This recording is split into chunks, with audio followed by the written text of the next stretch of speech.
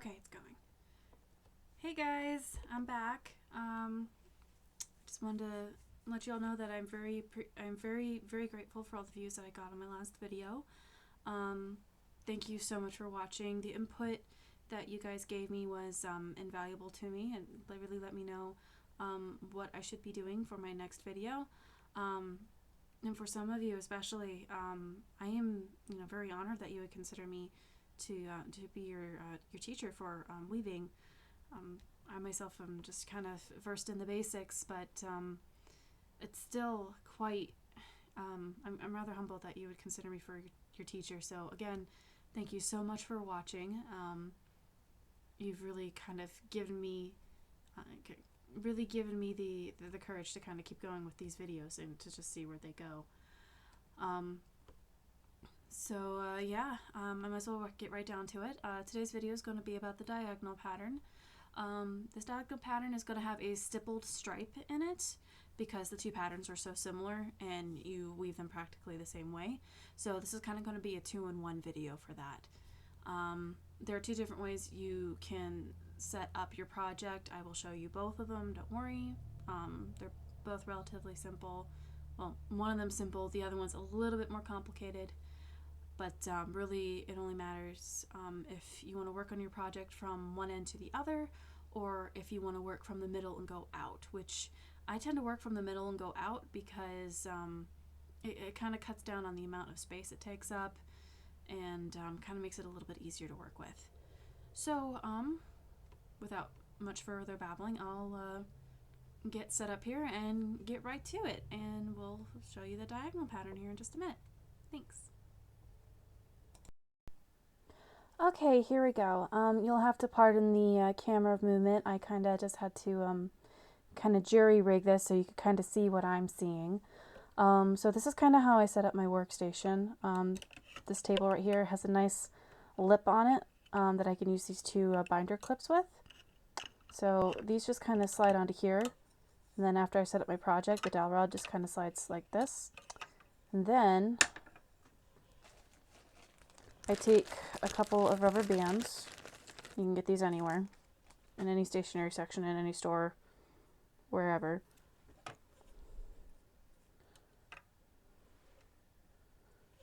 And then I just kind of tie it off here so that it doesn't come out of the prongs.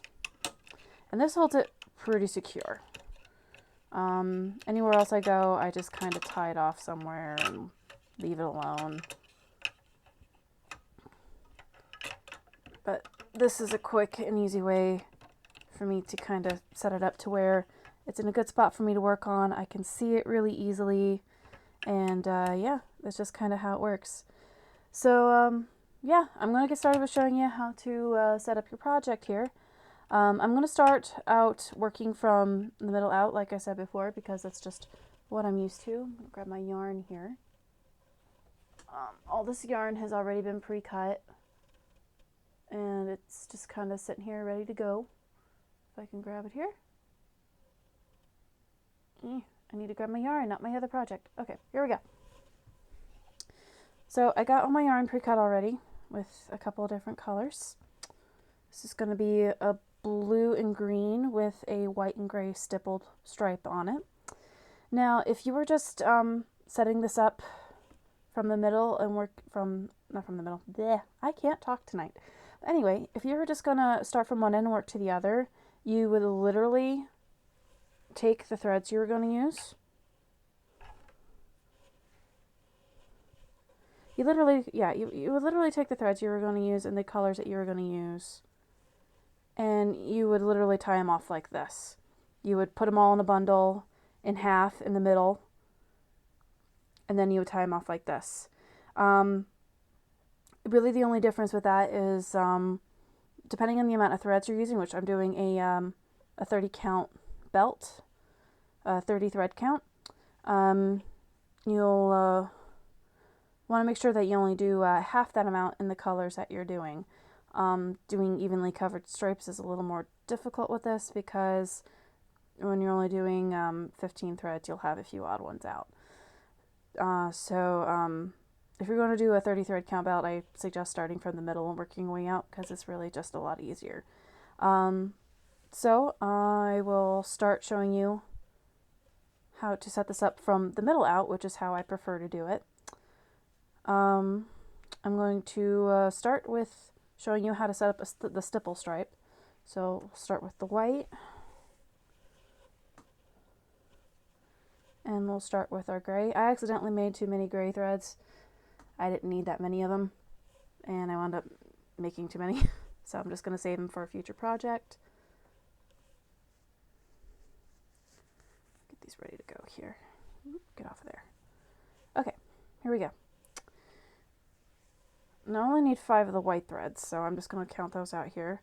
Now I have them folded in the middle because that's where I'm going to start anyway. And I only need 5 of them, so I got my 5 right here. 1, 2, 3, 4, 5. I could take the rest away.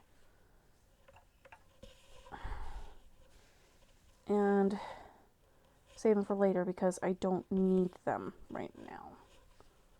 So I can get it out here. Here we go.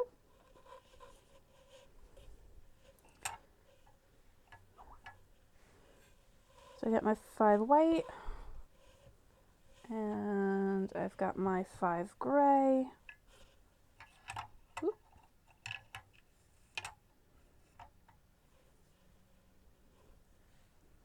Okay, now I'm going to start working on getting these set up on my dowel rod here. Now the dowel rod you can get at any hardware store. This is a 1/4-inch dowel rod that I have sanded down so it doesn't stick to the threads as much. I highly recommend sanding them because then it's going to be a pain in the butt getting your work off the dowel rod afterwards. I'll take this off here. Now, since I'm already halfway there, or halfway, the threads are already folded in half, I'm going to go ahead and slide them on the dowel rod like this.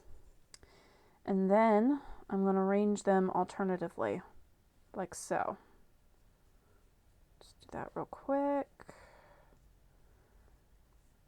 Now setting up the project is going to be the slowest part, really, and most of the time it can be the most frustrating as well. So be patient with it. Once you're through it, that's actually kind of the hard part. So once I have them arranged like this, I'm going to put my thumb like right here. I'm going to grab the part that's in the back of the dowel rod and loop it around to the front. And I'm just going to do that with all of them here. You'll probably have a lot of untangling to do after you get everything set up, but that's kind of part of the game. Back here. I don't know if you can kind of see that clearly.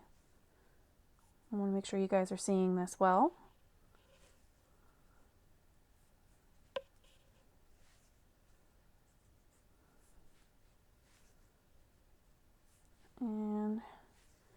And there we go. And that's how you set up a stipple stripe in any pattern that you work on. Always just do alternating threads. It's the easiest way to do it. Well, the only way to do it, really. Okay, now I'm going to go ahead and grab my other colors real quick and start working on them. I'm going to kind of go ahead and jump ahead here since you saw me arrange them with the stipple pattern. So I'm going to go ahead and jump ahead here so that you guys don't have to painstakingly watch me set this all up. So give me a second and I will be right back. Okay, just so you guys can see what I did here, I got all my yarn on my dowel here, and it's going to be quite a bit tangled up at first. It just happens with when you're putting all your yarn on your dowel. So I just wanted to show you guys that on either side of the dowel, I tied it off with a little bit of yarn on either side, just so that it doesn't move around too much while I'm detangling it. So I will kind of get right to that, and then I will show you what to do next. Okay, here we go, guys. Got everything set up. We are now ready to begin weaving. As you can see, after I finished braiding this side here, I flipped it over to the other side, and this is the side we're going to start weaving on. Now, I'm just kind of arranging the threads a little bit with my hands, kind of making them lay flat right next to each other, because that really makes the whole process a heck of a lot easier. And I think I'm going to shed a little more light on this so I can see so you guys can see what I'm doing. There we go. I think that's a little bit better. So yeah, let's get started. So this one is, again, very easy to do. You only ever really have to do one thing. You're going to take the thread that is furthest to the left, and then you're going to feed it under the next one, and then you're going to go over. And then you're just going to repeat that again and again. So we're going to go over, under, over, under, over, under, over, under. And you're going to keep going all the way across. Try to keep your threads in order as best as you can. This first pass, if you don't, it might throw you off a little bit, but it really won't affect your pattern too much. It's the subsequent rows that you do that if you forget where you're at, you might mess up your pattern a little bit. Okay, here we go. Now we're getting to the stipple stripe, and this is kind of where you see the magic begin.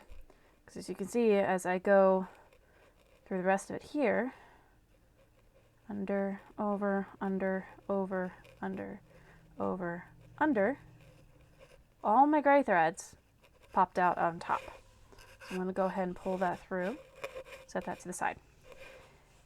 Now, we're going to go back here again. You're going to take the thread that is farthest to the left, feed it under the next one, and then over, and under, and then over. And then you're going to do that all the way across.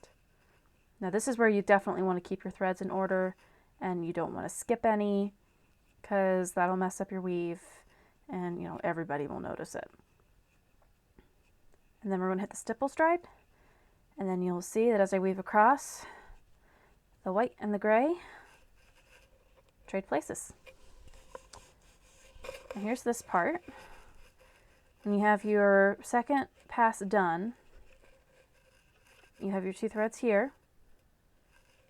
You're going to take the previous one, and then you're going to loop it over the second, like that. Now, that's not always the case with all the patterns. There are some times when you'll find that you'll have to pass it under instead of over. It all depends on how you're weaving it. So I'm just going to kind of adjust it here, and then I'm going to start over again. And this is basically it. This is how you do the diagonal pattern. I'm just going to kind of keep weaving here for a bit, just so you guys can kind of see how it works. You have to excuse my camera, I'm kind of jerry-rigging it here. My webcam is actually kind of sort of looped into the collar of my shirt right now, and that was about the best way I could get it to actually work, and it keeps moving on me. So I'm going to finish this here. I'm going to adjust it so it doesn't move around as much here. There we go, I think that works. So here we go again. This is the first pattern that I ever learned. I did so many belts in this pattern just because I wanted to get the weaving basics down, and because for the first few belts that I ever did, I kept messing up. My brothers would get me distracted, and I would just skip a thread and stuff like that, and it wouldn't look right.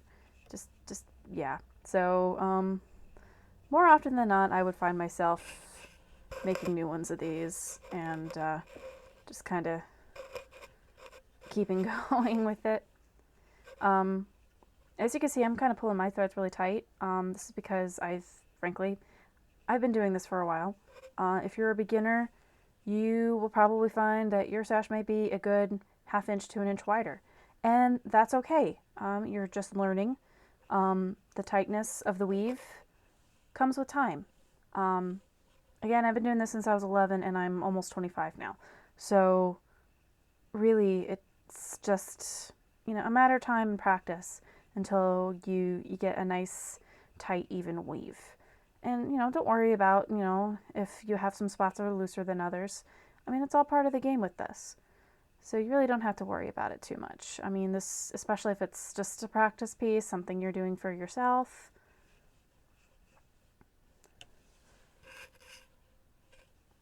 Then, in the long run, you really only have to worry about pleasing yourself.